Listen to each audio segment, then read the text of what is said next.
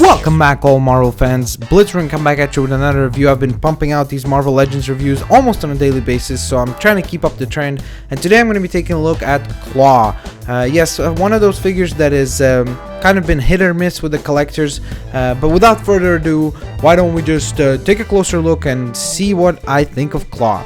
So right here we can see the head sculpt. I think the head sculpt is really good actually in this figure. That is the best part of this figure. You can see a lot of detail in the eyes, the mouth, and overall just a really great paint application. As far as the torso, I really like the fact that there's a lot of musculature there and really kind of shows that he is kind of has a good build.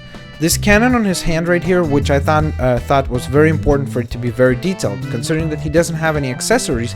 This is basically his weapon, his main weapon. Not basically, but literally, it's his weapon. And I really like right here, as you can see, all these little sculpted in detail, like all these little rivets and just really well done and great attention to detail, both with the sculpting and the paint job. As you can see, there's a bit of a black wash all over the silver, which really helps the weapon kind of stand out and not just seem like a bland piece of silver plastic on his arm, you know what I mean? As far as the legs, pretty boring down there, nothing really interesting, no real extra sculpting, just basically physical build. As far as this figure, the biggest complaint what I have about this figure is actually the fact that it's very skinny. As you can see, when I turn him sideways, he's really skinny, and as a result of that, he comes off very cheap and even has a little bit of a problem standing at times, just because of the fact that he's so light. Almost the slightest little movement will kind of have him off balance as a result of that. I wish they would have maybe at least added some weight down to the bottom half of his torso, because that really would have helped make him stand better, and as a result of that, take advantage of all his articulation points, which we'll cover in just a bit. As far as comparing him, right here I've got Steve Rogers I brought in. As you can see, Steve Rogers' chest is almost twice as large as Klaw's here. As a result of that, again, Klaw comes off very cheap and feels like there's just simply not enough money invested into plastic here to be worth the same amount of money that the other figures in this line are. But the articulation, on the other hand, is awesome, and it lives up to Marvel Legends standards, except for one little gripe, which I'll get to in just a second. As you can see, the head sculpt, the head articulation moves very well up and down both ways, which is very helpful considering that he's not a very tall figure, so he can look up at figures that are taller than him. I love the double jointed elbows, just like the double jointed knees that he has. A nice little swivel here at the wrist. He moves at the torso here for the up crunch joint, which I like better than those new joints that a lot of the Marvel Legends have.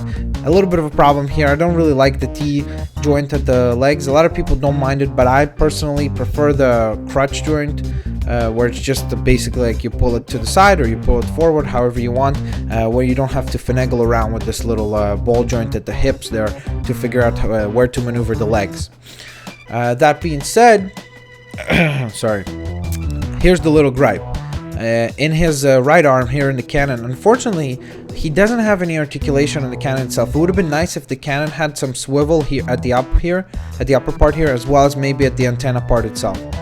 Overall, he's still a great figure, but one of those figures that is definitely, like, personally for me, I picked up just because of the fact that I needed to complete my entire T-Rex, so I picked him up, obviously. So if you're not interested in completing T-Rex and you're just interested in a few figures, this is definitely one of those figures that is a safe bet to skip. Don't worry about it, you're not going to miss out much. Overall, let me know what you guys thought of this figure in the comment section below. I'll catch you guys on the next one. Peace.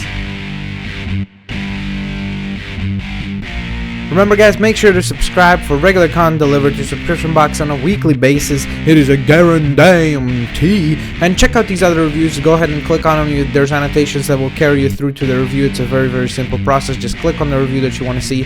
And remember, if you enjoyed the video, please leave me a thumbs up. It's always appreciated. And a comment in the comment section below, letting me know what you thought of this review and of this figure. I'll catch you guys next time. Have a good one. Be safe.